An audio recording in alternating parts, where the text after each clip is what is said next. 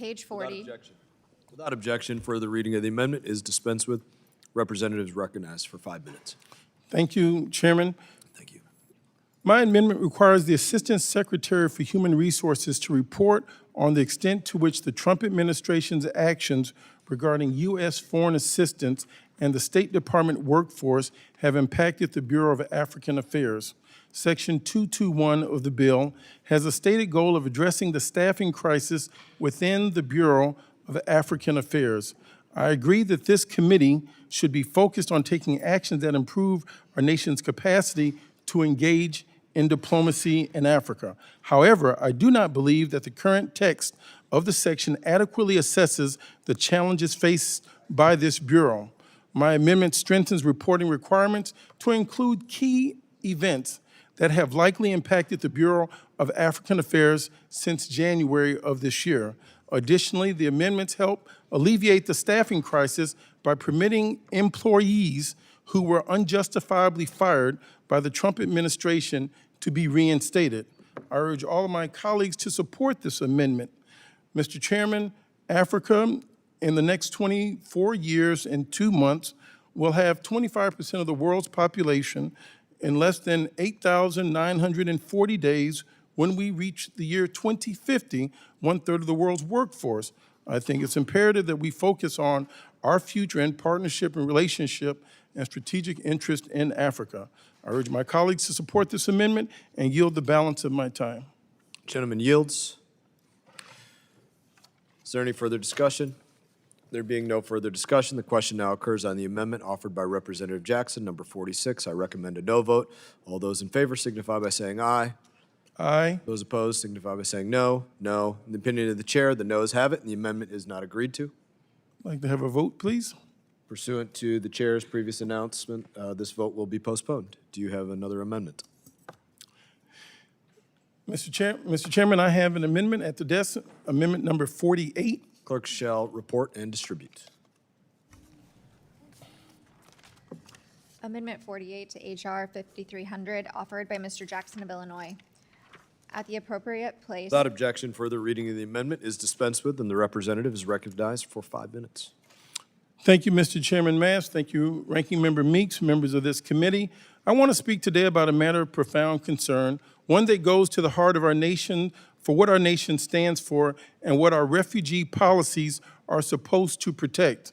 Our Statue of Liberty is engraved with the inscription, "Give me your poor, your tired, your poor, your huddled masses, yearning to breathe free, the wretched refuse of your teeming shores. Send these, the homeless, tempest-tossed, to me. I lift my lamp beside the golden door." This message lit the way for millions who left the only world they knew and fled violence, poverty, discrimination, and fear. It was the edification of what has long been the promise of America, a shining city on a hill, a citadel of freedom and democracy. But this past May, a charter plane carrying 59 white South Africans of Afrikaner descent landed at Dulles International Airport. They were admitted to the United States as refugees and were greeted by senior officials from the Trump administration with small American flags. Their arrival, celebrated so publicly, coincided with a near total suspension of the U.S. refugee admissions program, raising serious questions about selective refugee policies and the undeniable presence of bias. Let's be clear what being granted this status means. Upon arrival, these Afrikaner refugees gain lawful entry and are granted immediate permission to work. The Office of Refugee Resettlement, ORR, will provide them with initial housing, job placement, and school enrollment support. For those arriving after May 2025, they are eligible for refugee cash assistance and refugee medical assistance.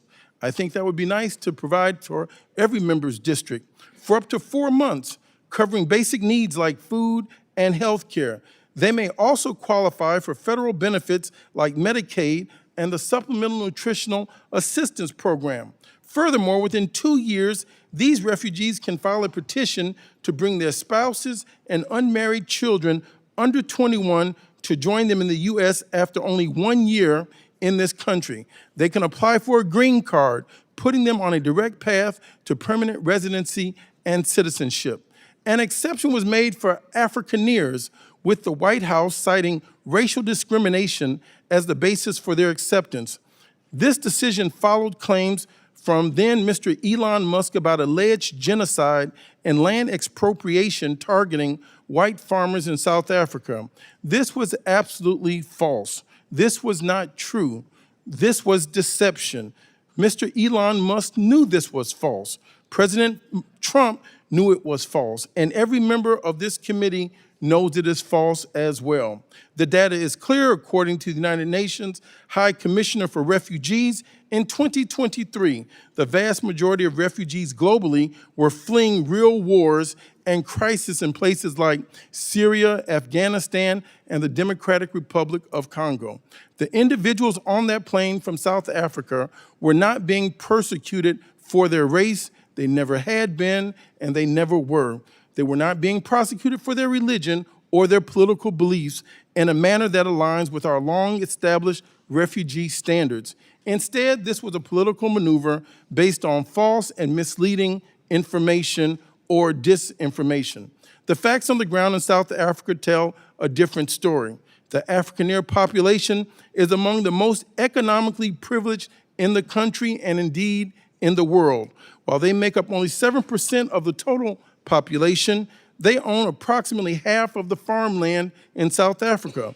They also dominate positions of wealth and power, occupying 65% of top management jobs across the country, despite being a small fraction of the labor force. Afrikaner people hold more wealth, power, and land than the majority black population in South Africa that our government had opposed to having democracy.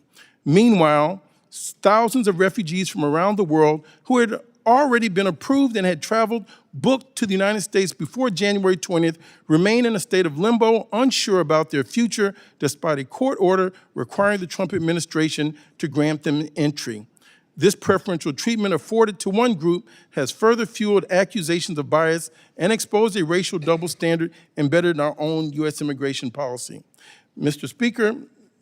Chairman, my amendment attached to H.R. 5300 seeks to bring transparency and accountability to this process. It would require the Secretary of State, in connection with the Secretary of Homeland Security, to submit a report detailing the criteria by which Afrikaners are selected for the program, the referral process, the average length of time. Gentleman's time has expired. And between referrals and arrival. Mr. Chairman, I yield back after 25 hours. Is there any further discussion? Question now occurs on the amendment offered by Representative Jackson, number 48. I recommend a no. All those in favor signify by saying aye. Aye. All those opposed signify by saying no. No. In the opinion of the chair, the noes have it, and the amendment is not agreed to. Mr. Chairman, I have an amendment at the desk, number 49. Number 49. The clerk shall report and distribute the amendment.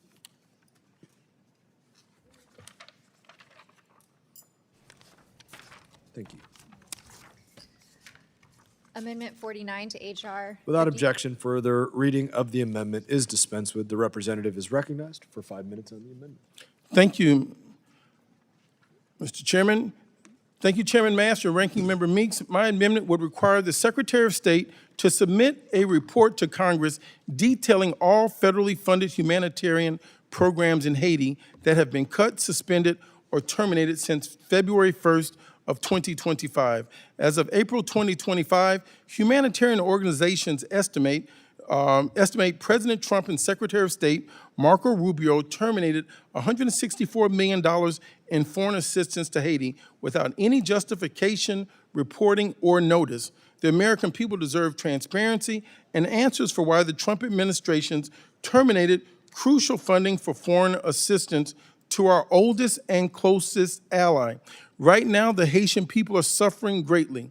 2.1 million Haitians face emergency levels of food insecurity, including 277,000 children suffering from malnutrition, just off the shores of the most prosperous, wealthy, and a nation that has the capacity to feed the world. A recent report from humanitarian organizations revealed that 3.5 million Haitians are no longer receiving essential health services due to a single U.S. aid termination. The reality on the ground is bleak, and Congress must act to restore this life-saving aid. The United States has been a symbol of hope for millions of people who have received American foreign assistance since USAID was created in 1961.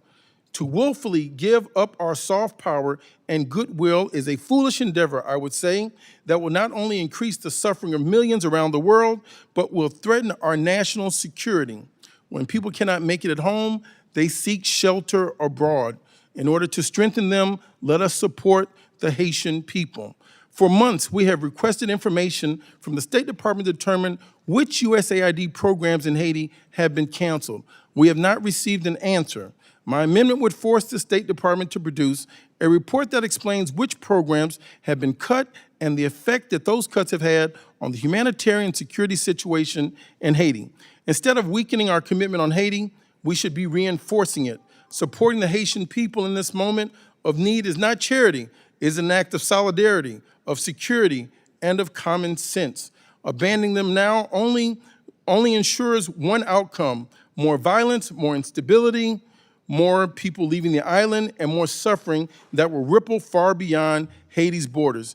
I urge my colleagues to support this amendment, and I yield back the balance of my time. Thank the gentleman for his amendment. Is there anybody else that seeks to discuss this? No. The question now occurs on the amendment being offered by Representative Jackson, number 49. I recommend a no. All those in favor signify by saying aye. Aye. All those opposed signify by saying no. No. In the opinion of the chair, the noes have it, and the amendment is not agreed to. I request a vote. A roll call vote has been requested pursuant to the chair's previous announcement. This vote will be postponed. Are there any further amendments? Representative Shreve, do you have an amendment at the desk? I have amendment number 26 at the desk. The clerk shall report and distribute the amendment. Amendment 26 to HR 53. Without objection, further reading of the amendment is dispensed with. The representative is recognized for 5 minutes. Thank you, Mr. Chairman. American taxpayers should not be forced to subsidize any organization with dangerous